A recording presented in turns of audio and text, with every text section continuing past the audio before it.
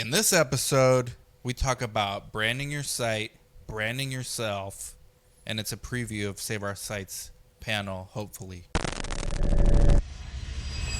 Daniel, What's up? you guys and gals might recognize this guy from SOS. He was one of the many, but you were like running point guard Yeah. in charge of coordinating all the videography and photography and all the behind the scenes from Save Our Sites conference this year in February 2024 in Tucson, Arizona. Yeah. And next year's going to be March 2025 in Oklahoma City, like how I put that plug in, saveoursites.com. We go. need people to get tickets, and we need you guys to book the room, not at Airbnb, at the Omni Hotel. Otherwise, we're gonna be at too. yes. Otherwise, I go into major debt. Roll the intro.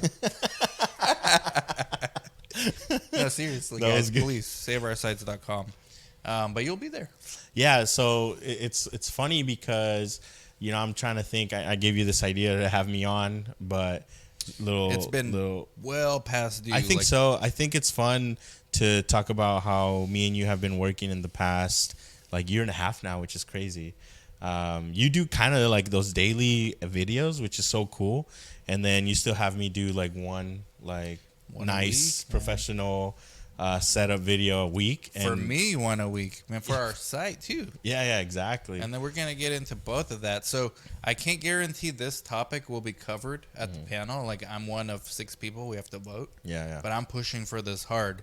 And I told you just last week that you're gonna be on that panel. Yeah. So you better have someone else hold the camera for that one. Yeah, we're definitely we had a team, obviously, the SOS, and we'll definitely have a team this year as well.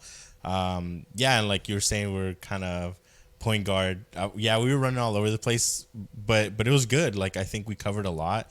I think the most impressive thing that we did, it was having those edits done on every hour almost. I think we got to do it every hour in real time, which honestly it helped. It's like a win-win because we're able to edit everything there, and we don't necessarily have any work when we come back, and then you guys get all the videos. I had a crazy vlog, and yeah, you had a pretty long vlog, which was cool. We had somebody running around, which was difficult because shout out to Brian. Jimmy Neutron. Yeah, Brian, Jimmy Neutron. It was difficult because you kept getting stopped every 5 steps you would take, and people would be like, "Can you sign my book?" Yeah, man. That's SOS. At ACRP, I get stopped less. You can ask Jair because he was there. Yeah, Jade was there. But I still get stopped here and there. But SOS is like my thing. So Yeah. that I expected there. At ACRP, I did not expect that many people to do it too. But there was also more people at ACRP, right? Not that many more. Yeah. Yeah. Not a fan. Is there going to be more people this year at SOS? Yes, there better be. Or like I said, I go in debt, man. Like, for real.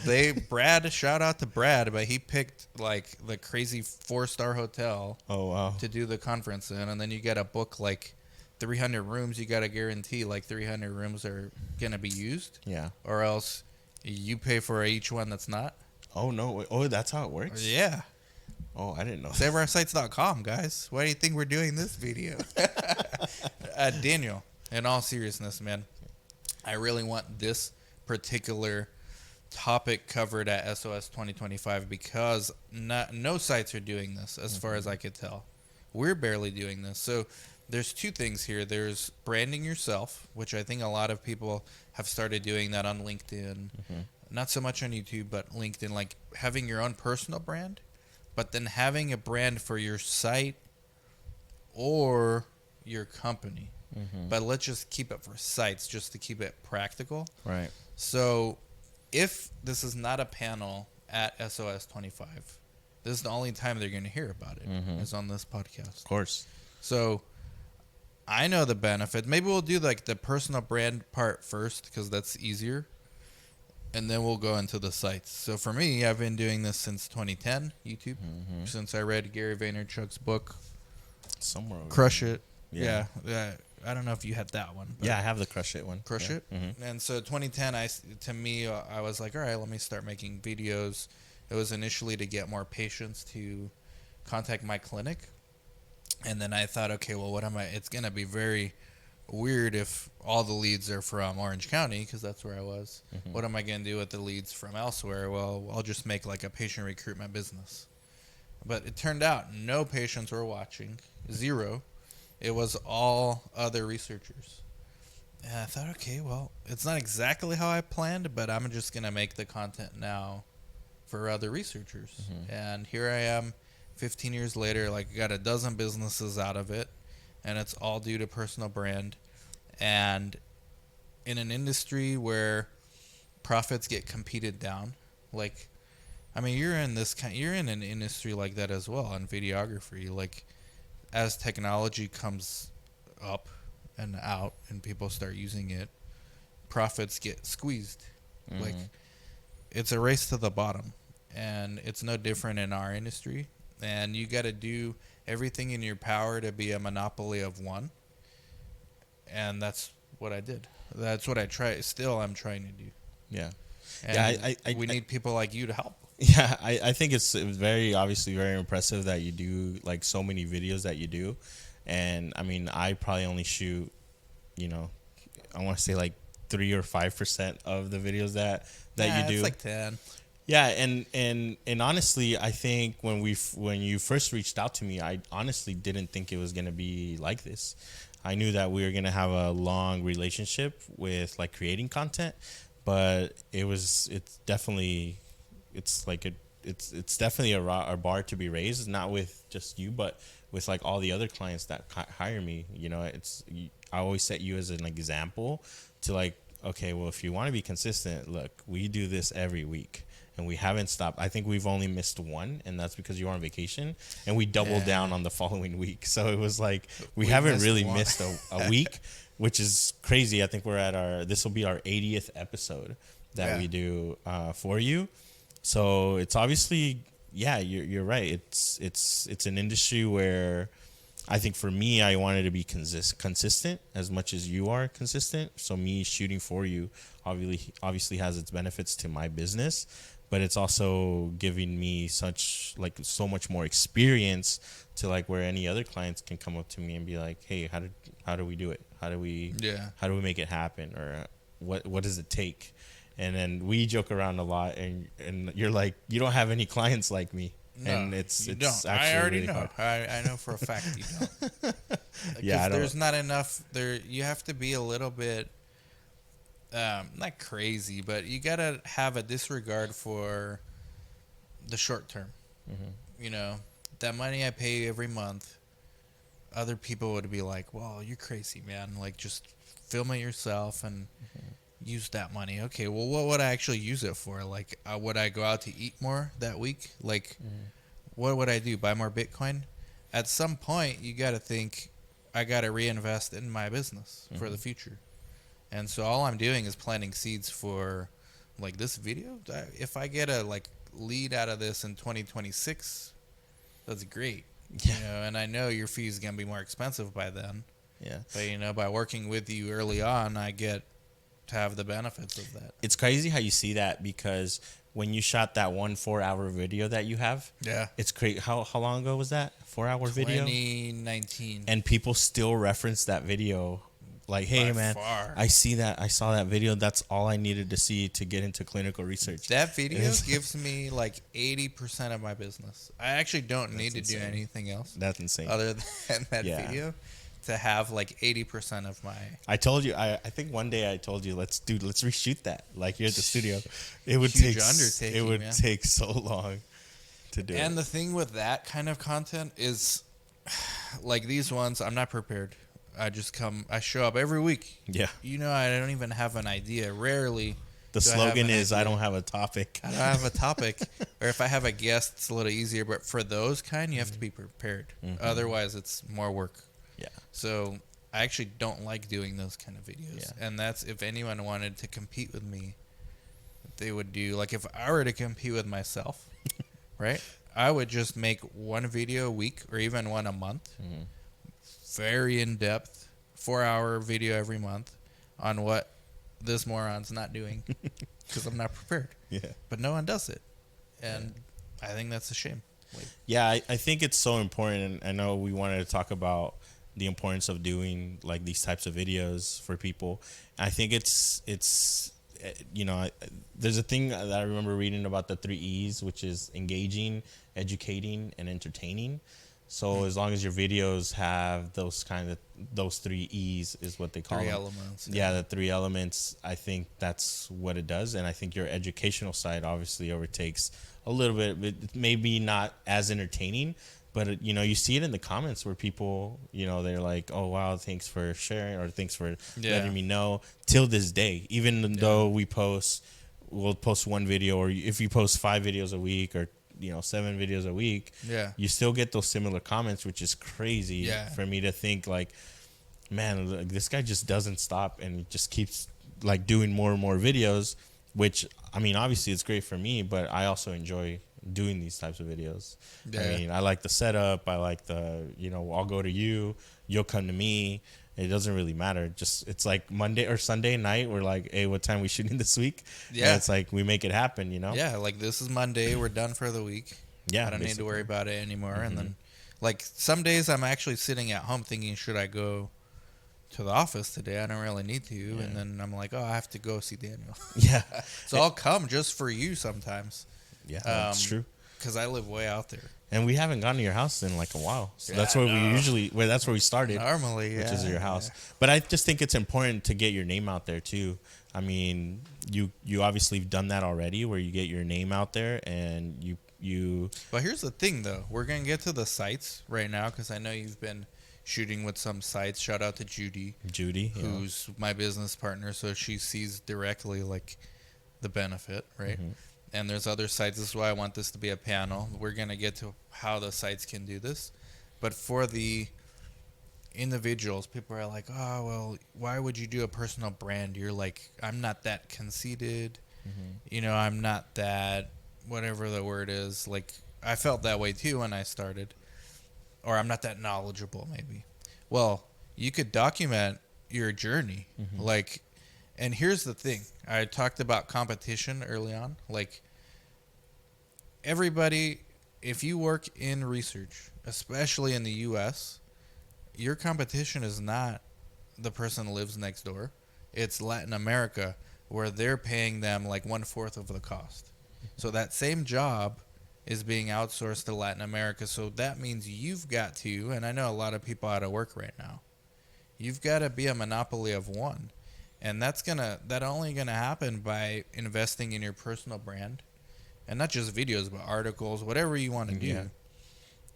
After like a year, at least, it's not enough to do like a month and say, "Oh, no one's watching. Only my mom's subscribed." Well, yeah, that's how it is. Like after a year, what is it? After 2 years, after 3, after a decade, and that's what you should be thinking for your personal brand. And if you can't afford a videographer, that's fine. I didn't afford a videographer till I was 10 years into it. I learned all that shit myself. Like, I mean, I don't know how to do all this shit, but I was using, you know, what I thought were good cameras too. And I film in my car, and people, that's what the original YouTube is, not well produced. I think it's important when you start your personal brand. It's important because people don't understand that once you start it and you throw yourself out there, like other opportunities are going to come with, you know. If I had never like it, well, obviously, like if Dora never reached out, we would have never met. But then, you know, I remember clearly I was at a set number, and then you're like, maybe not, it doesn't work. And then I came back and said, look, we want to work. Let's just work together and make it happen. And now it's like a year and a half worth of work that I've gotten able to have. But if I would have never thrown myself out there, you never seen my work, you probably would have never reached out in the beginning. Like, you just never know what's going to happen. And then now, like, I work for other sites that you've gotten me a hold of. SOS, which is our biggest, one of our biggest events. For Viva, Inato, like all these things. Well, like Creo, right? If you don't kind of throw yourself out there, you're never gonna get any other opportunities. And one more thing on personal branding before I move on, because I know no one's gonna do it anyways, is the only way to differentiate yourself from everyone else, because when technology drives profits down, it's a deflationary force. So Globalization, like you're competing with, other countries. Your salary is getting pushed down or you're getting phased out. The only way to compete is to be different, but it's not enough to be different. You got to be different and add value to the market. And that's all I got to say about that. But now we move on to your company brand. And I know the sites, and at the very end, we're going to leave something for a sponsor. I just got a question like 8 minutes ago. Sick. While we're here setting up cameras. But let's go to sites because this is what the panel is going to be about. So, Yuma Clinical Trials. And by the way, my personal brand, I know it works because I would do it again 100 times over. The site, a little bit different. Mm-hmm. You know why? Like, we're profitable right now. The business is going very good. That might be one of the first things I cut if things were to go bad, is the site branding. And luckily it's not, but I know a lot of sites feel that way. Like, well, it's not just the money. It's a lot of time. If you're doing it like we're doing it, our coordinators join. Mm-hmm. So you got to take away from their time. But I think ultimately, and this is why I'm doing it with Yuma Clinical Trials, I think I'm going to prove that it works. I think it works. Or we'll prove that it doesn't work. But something tells me it's not the case. And so I'm giving it like 3 years. And we're, not even 1 year into it. Yeah, we're like, I want to say like 9 or 10 months, not even 9, probably 8 or 9 months. But basically what we do with Dan's Yuma Clinical Trials is we go into the community and we find a guest from a local business and we do a podcast for them. And then we give them a podcast, which is like an hour long.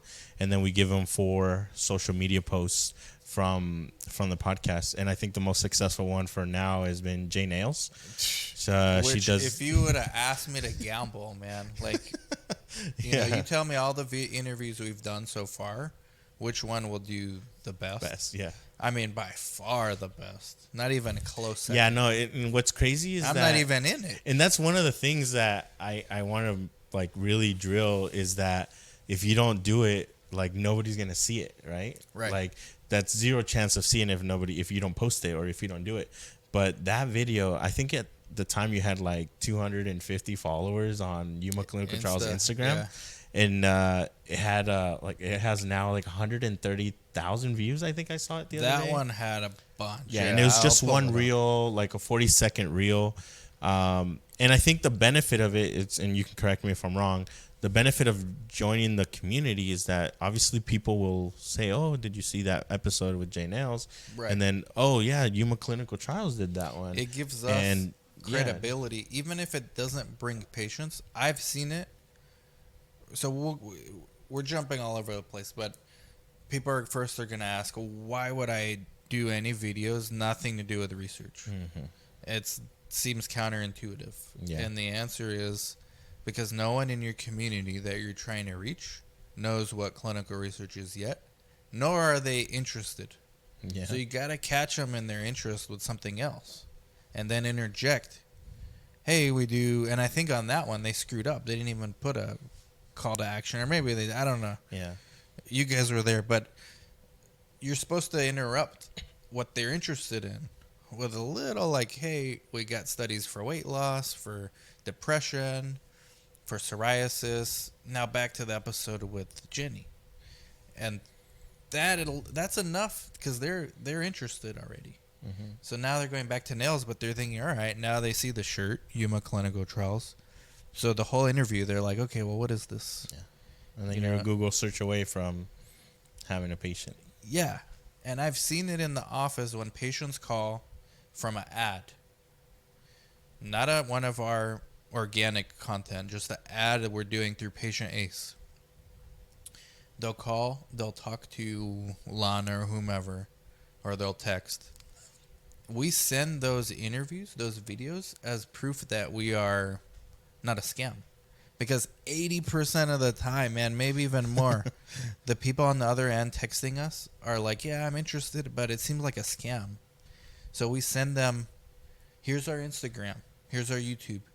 How many scam artists do you know that put themselves out, like their cell phones out, and interview businesses you know? Yeah. Like, you know Jenny. Why would Jenny spend an hour with a con artist on a video? So then they're like, okay, that lowers our fear radar. Kind of puts their guard down, right? Yeah. Like well, I know Jenny. I know TZ's muffins, or he does cheesecakes. I know TZ. Why would he do it with Dan? If like obviously Dan's legit. Yeah. I just don't know him. So that's why we do it. And then the reason the topics are cheesecakes and nails, and what else did we do? Soon we're gonna do mariscos. Is because that's what people care about here. They don't care about our psoriasis study. They don't give a fuck, dude. Serious. Yeah. They don't. Yeah. But later they do. Yeah. And that's why we do it. It gets the interest going, right? And it's all part of your brand, and it's all a part of. I think it's like a full circle moment too when somebody comes through. So. That's right. And what I just talked about, lowering their fear, right? I mean, that scam, like, I kid you not, man. I wish you were in the office with us some of the times. 80-90% of the time, someone's brand new to our clinic. They love us once they join. They'll come back. They'll refer friends. But before they get there, especially for these psychiatric trials, because they're more paranoid as is. Oh, it seemed like a scam. Well, here's our Instagram, here's our YouTube. So what's the ROI of that? Like, it's hard to measure, even if no one shows up. But what's the ROI of just someone being less fearful to come? You can't account for that. That's the branding you can't really pay for. And if that's all it takes is once a month we go interview a business, then, and I don't even have to do it a lot of the times. We're trying to get away from me doing it all the time. And that one with Jenny was a perfect example. Yeah. I had nothing to do with the guest. I didn't even know who Jenny was. She was like one of our neighbors, but that's it. Yeah.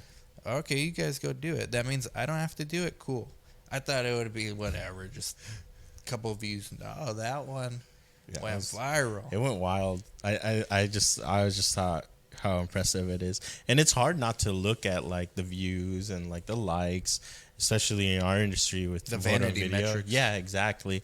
And but it feels good when something like that kind of pops off. Yeah. But you kind of have to forget about it. You know, it's part of the. Yeah. It's part of the thing. Just post and forget about it, kind of thing. Our site is not in. I don't care how many subs we have or how many likes we have. I care how many people show up for their screening visits. That's all I care about. If my YouTube and Instagram were to have 0 people forever, 0 followers, but you're telling me because of these contents, I'm getting people showing up, like even if it's one more a week or one more a month, we know in research how much that one patient is valued. Yeah. These budgets are good. And I'm sure you got it right. Like one patient, their guard is down, they're happy, they got to know you guys. I'm sure they're like, hey, you got to come and do it too. Yeah. You know, and we're not even tracking where they come from anymore because I know it works. Like I've been in the office when I hear patients calling and then I hear Lana saying, oh, check out our Instagram. And then they do. And they're like, oh, okay, I'll come in because I saw that you guys did. I didn't know you guys knew Jenny. Or whomever else. We interviewed a lot of bunch people know her. That's crazy. I don't know how she knows so many people. Yeah. We also did that burger theory one, remember? They gave you a burger. That one did very well, too. That was number 2. And we have a YCT burger now, yeah, we have which a is YCT. actually really good. Yeah, it's so cool. So, yeah, Agnelli. She's the manager there. And that one does really good. I think that one is popular with the winter visitors here. So in the winter, we get people that see that video and then reach out to us about studies we have. So to me, it's a no-brainer. It's not that difficult for sites to hire someone like you. Like, I know you're here in Yuma. You will travel for certain things, but like to have someone every month come in, you can find every city has a videographer. Even Yuma has got videographers. Yeah, we think it's like oversaturated sometimes, but there's there's work for everybody, and I'm sure wherever you are at, it's not difficult to find a videographer that's willing to go and create content for you. You guys are no different than us. Like videographers, research sites. you guys have to compete with others. You have to differentiate yourselves, and that's why you guys have podcasts and do stuff like that too. Yeah, I mean, of course, of it's no course. different than what we do. It's just sites don't think about it that way because they're like, oh, I'm going to rely on the patients from my doctor. Yeah. Now, let me tell you, those patients run out fast Mm-hmm. because these studies are hard. A lot of these patients that are seen by the doctors are under good care already, so they're not going to want to change to do a study. So you really want the people like from out in the streets. Yeah. Like you don't want necessarily the patients from your doctor because if your doctor's any good, they're under good care. Yeah. We want the ones out in the wild, and those are the ones that watch videos about nail salons for some reason. Yeah. On its. By the way, I watched that video. I still don't know what the hell they talked about. It's like 40 minutes. Yeah. I tried to. I'm like, why is this viral? How can I replicate it? Yeah, it's I stopped trying, yeah. man. It I just, don't know what the hell it's they just so talked hard. I also want to say like how important it is to have somebody like Grecia. She recently took over TikTok. Your TikTok She's our account chief for TikTok YCT. officer. Yeah, and I think because I know like Jenny has somebody too, that she has somebody in or not Jenny, Judy. She has somebody on Judy her has, clinical yeah, site Luis. that they do all these like trendy things with their phone and things like that. We got That's inspired also from really cool. her Yeah. on TikTok. And I Yeah. saw her videos. I told Grecia, there's no way. Like, you mean you're not as funny as them?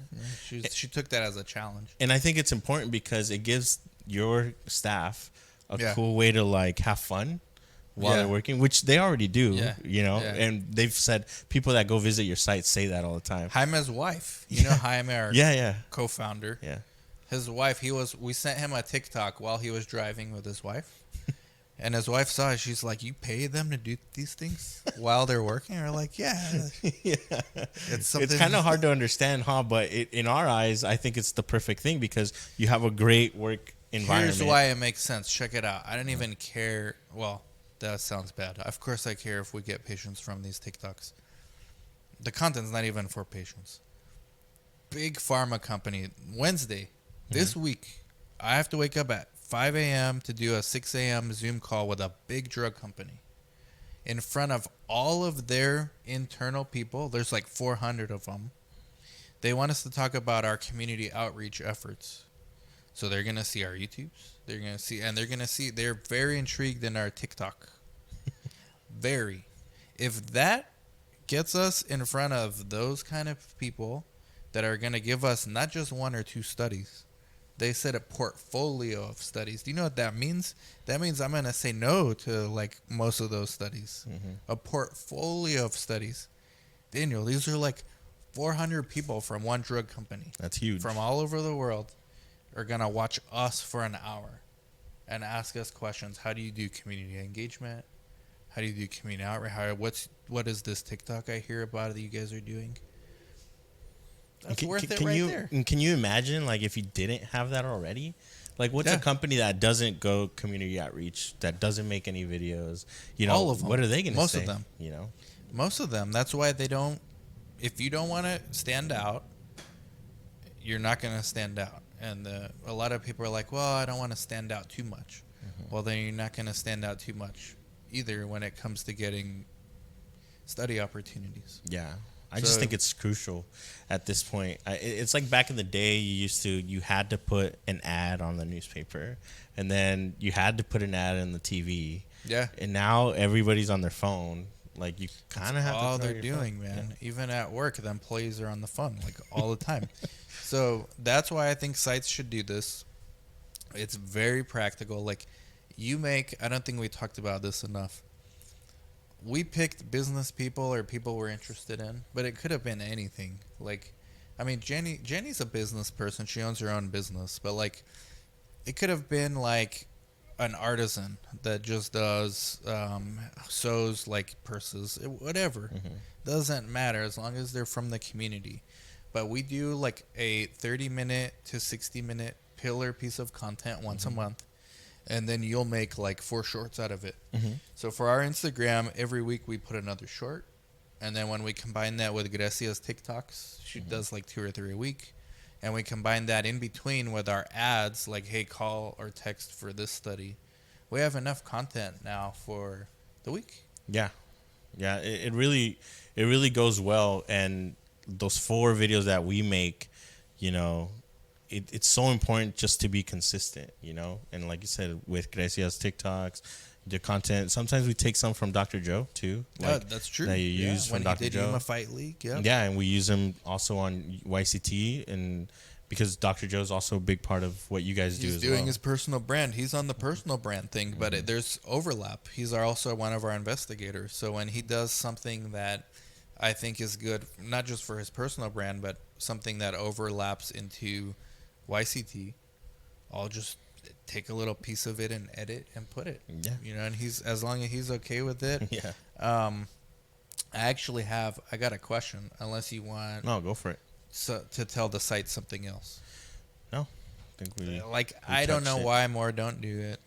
I actually don't know any that do like monthly podcasts with business Yeah. people. There probably are, but Yeah, I hope they are. I mean, it's honestly better for them. But if you don't, definitely reach out to somebody. It doesn't even have to be us, to be honest. I know you know a lot of people, but honestly, for their benefit, it's just reach out to somebody to create content for you guys. and the smaller you are, the better, the easier it is because you don't have to ask for permission. Like I know big companies, like the ones we've worked with, Yeah. do.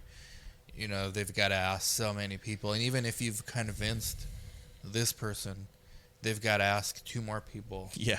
and you're not even talking to those people. Yeah, you got to jump through a lot of more loopholes when you get a little bigger. So when you're smaller, it's even better, and you have even less to and lose. yeah, you don't have nothing to lose actually. Yeah, like just post a video. Okay, so literally while we were setting up, I got this question. I'll keep them confidential, but it's like basically this for a sponsor, and this kind of content can overlap. So, good day. I will be responsible for the digital promotion of a large number of clinical trials that we're running simultaneously. This is like a big drug company. Previously, I worked as a marketing leader for these other companies. I have a limited experience in the U.S. market. I'm interested in learning which digital channels are currently the most effective in the U.S. for patient recruitment in clinical trials. How should I prioritize promotion channels like Google Ads, Facebook Ads, and email campaigns? What's truly working? Where can I find the restrictions on promotion? So we'll get into that stuff later. But what the first half of her question, what do you think they should be doing? You know, it's funny because I always tell people to introduce themselves, right? Like on social media, especially if they're trying to either sell something or like a service. You're working for a sponsor, or you're about to work. Oh yeah. So You saw some nasty kind of stuff going on. yeah, yeah, we don't want to get into that. But what's crazy is that I tell people to reintroduce themselves, right? If people won't know you if you don't introduce yourself. Luckily with you, obviously a lot of people know you and know who you are, so you already kind of skipped that step. But I tell people all the time, reintroduce yourself every week, every other week. The more followers you're gaining throughout the month or whatever, a lot of people really don't know. They just either like the photo or they like the music that you put with the video or anything like that. So it's like intriguing, but they don't really know like exactly what you're about. So if you're introducing yourself every once in a while, you gain that confidence to whoever's watching, right? So once you do post that video and you sponsor the video to get more clients, you know, then they already have like a name to the face, or they know where they're going and they're gonna see you where they're going. So it gives that trust to them. But like, yeah, adding those like Google ads and things like that, I think are great. I think you do that already too. Yeah, Patient Ace, so it's one of my companies that we just started with Ronick. It's almost, you know how this is like really sophisticated. You get like 3 cameras, all kinds of crazy stuff. With the other extreme of that we do as well is like a note, like a sticky note on your iPhone note app. Mm-hmm. Depression study, text this number or click here. That works really good. Yeah. Really good. And those are a lot of the patients that want to learn more about us, but then they're like, okay, but it sounds like a scam. And that's where our good produced content comes in. Because any con artist can do that note. Yeah, right? yeah. But can a con artist also do like a well produced YouTube video that doesn't look like a 5-year-old did it. Yeah, and like that note example, it's just enough to get them like intrigued. Yeah. You know. Yeah. And like they want to ask more. So for this person asking, it's I recommend Patient Ace, but then each site, because those patients are going to be local to someone in your portfolio, each site should have their own branding, which is something that Patient Ace does for sites. So, yeah, I don't know why more people don't do this, and it doesn't have to be like a lot of people are camera shy. You could write articles and stuff, but I think why not? And what do you think about this faceless YouTube channels? I know there's people that do there's that a stuff. lot. Yeah, there's a lot. I think it's great. I think it's a way that you want to kind of throw out your opinion and what you want to say, but you really don't want to put your face on it. Just voiceovers are great.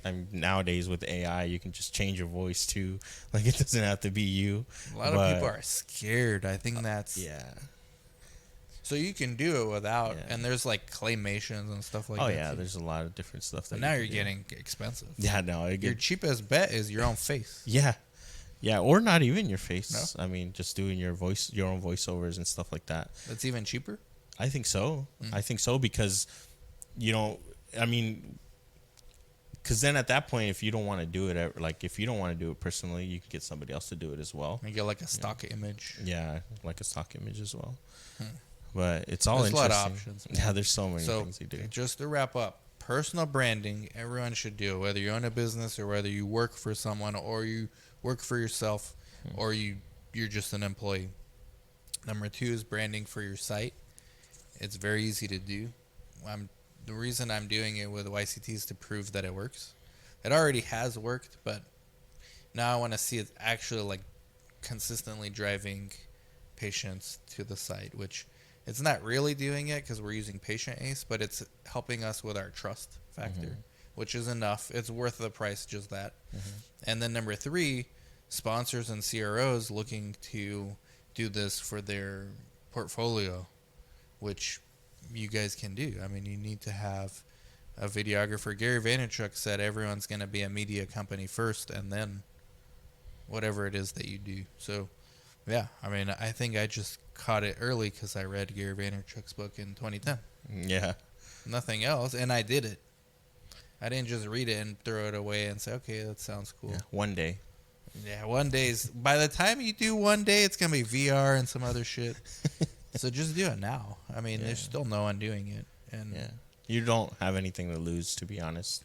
so I know some of you are gonna ask the question, well, my site, my company, we don't have the best reputation. We're not the best at our job. So this is like this social media stuff, this videos, all this stuff is like gasoline. It's going to accelerate whatever you're already going to do anyways. It's just gonna, so if you're headed towards failure as is because your operations are not good and you're worried that more leads are gonna get you to fail faster, you're right. Like it's gonna do that. And then most of you guys and gals watching, especially the ones coming to SOS, you're thinking how to improve. I mean, you're taking your own time to watch this, how to improve your site. If you're headed towards a good outcome for your site, this is going to accelerate that as well. So if you are worried about this exposing your business because you don't have a good one, you're right, it will do it. So maybe fix that first and not worry about these video cameras and stuff. Yeah, definitely set yourself up for success, and not like be prepared for everything and anything. So when you do it, so just be mindful of, you're going on social media, you can see both sides of the coin, the good and the bad and the ugly. You hire Daniel, he's a videographer. He's not going to help you fix your operations of why you're screen failing patients. That's not his job. Exactly. Yeah, 100%. Yeah. And Daniel's LinkedIn's in the show notes and in the under the video description. So you've been getting active on your LinkedIn. Yes. We got to get more active, but yes, we were very active. Yeah. I think articles. Well, I'll tell you off camera. It's too much for these guys right now. That's good, man. Thank you for your help, Daniel. My pleasure. No, thank you. Everybody go follow him right now on LinkedIn and see him at SOS.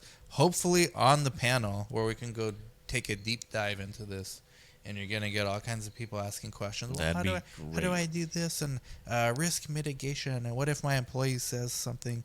You could edit. Do you I think don't have these a guys camera. don't know how to edit? I don't have a camera. We should flip That's this usually- camera around to show them the edit.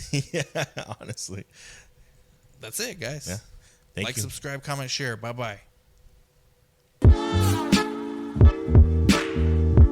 Hey, if you guys like that kind of content, make sure you like, subscribe, comment, share. Stay tuned for more videos.